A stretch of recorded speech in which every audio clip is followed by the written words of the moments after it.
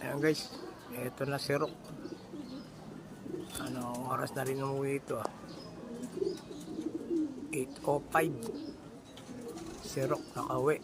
Galing ng Balagtas, Bulacan. Ayan o. Mukhang hindi masyado nakakondisyon. May itlog kasi. Ayan o.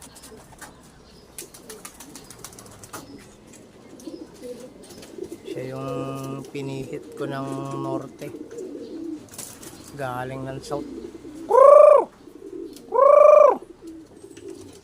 Ayan. Pasok na yung buksan natin yung kulungan niya. Ayan. Ito yung asawa niya.